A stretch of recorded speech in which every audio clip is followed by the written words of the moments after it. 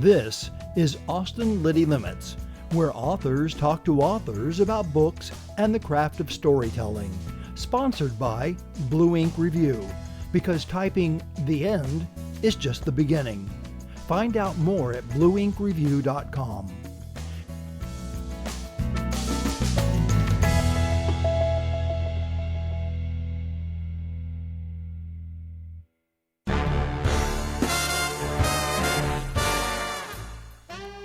"78-year-old Mickey O'Rourke has been a Los Angeles PI for a very long time.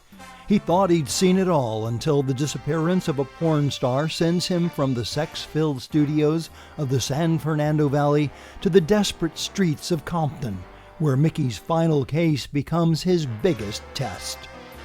Porno Valley, a reading by author Philip Elliott.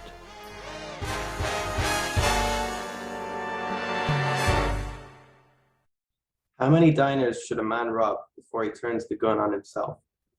The question whispered in Richie's ear as he swallowed the last bite of pancake. He and Alabama had gotten the idea of stealing from diners when they caught Pulp Fiction at a 4-year anniversary screening in the New Beverly Cinema in LA last year, where they'd gone to shoot dope and drift among the neon haze of Hollywood glitz, thinking, shit, look how in love they are holding up that diner. That could be us.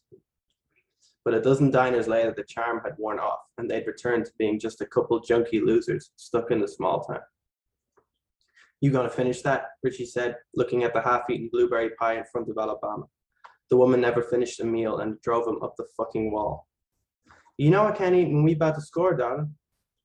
He held his gaze on Alabama for a moment, her looking all cute in that little yellow dress, then gazed at the parking lot. Alabama said, "You being all broody, baby. What's wrong?" She reached forward and brushed his long hair behind his ear. "I'm sick of these fucking diners, that's what's wrong. We going to be stealing pennies the rest of our lives? We got almost 2,000 from the last one." 2,000. Richie tossed a hand. 2,000 is the reason we sleep in filthy motels where the mattress has bloodstains and the toilet don't flush. It's the reason we don't dress nice or eat in half-decent restaurants. It's why we're nothing but a couple losers and everybody knows it. The air smelled of bacon and coffee and grease, thick like lotion on Richie's skin. Truckers appeared to be the sole clientele of this shithole diner in the middle of the Nevada desert. "So what you saying?" Alabama said. "I'm saying it's time we moved up in the world, found a better score." "Oh," that expressive face of hers wearing the word like a mask. "So we not doing this diner no more?" "No, we're doing the diner. Of course we're doing it. We need to eat, don't we? But this is the last one. It's the big time after this. We'll go back to LA, make our mark." Alabama smiled. "The big time, like Bonnie and Clyde." "Yeah, but with a happier ending." "Just me and you." "Just you and me," Richie said. "I'm ready." "Me too." "Kiss me, baby," Alabama said. Richie leaned across the table and Alabama came forward to meet him. They kissed, Alabama's lips sugar sweet with blueberry. When they released, Alabama's hands lay across Richie's, obscuring the fuck tattooed into his knuckles. On the knuckles of the other hand, love. The officiator at the chapel in Vegas had found it a pretty funny combination of words to have displayed on their wedding day. Still no rings on their fingers. They'd have to fix that.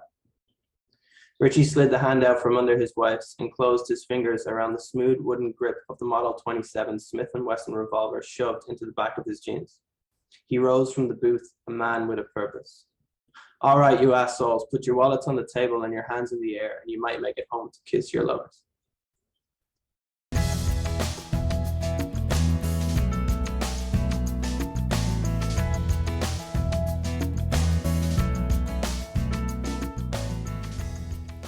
This has been a presentation of Austin Liddy Limits, made possible with help from our good friends at Blue Ink Review, where typing "the end" is just the beginning.